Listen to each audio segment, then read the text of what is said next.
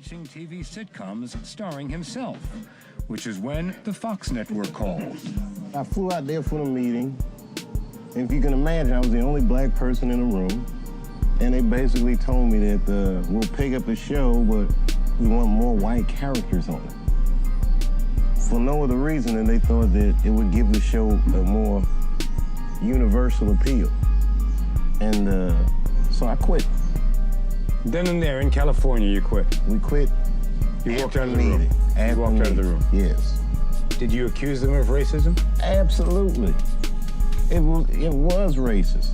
Look, I don't think these people sit around their house and call black people niggas and all this kind of thing, but the idea that unless I have white people around me on my show that it's unwatchable or doesn't have a universal appeal is racist. You know, they don't make them put black people on Friends, or they don't make them put black people on Seinfeld. But all of a sudden I get in the room and it's like, well, where's all the white people? My mother and my grandmother were freaked out. You know, I was the first person in my family not to go to college that had not been a slave. Right.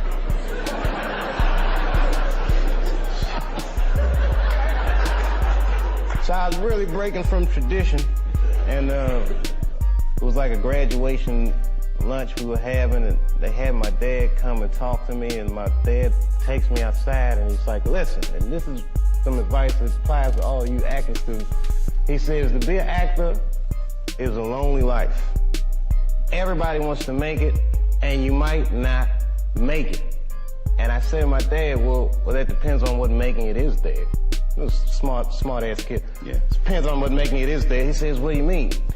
I said, well, you're a teacher. I said, if I could make a teacher salary doing comedy, I think that's better than being a teacher.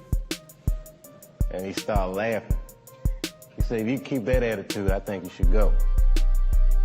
He said, but name your price in the beginning.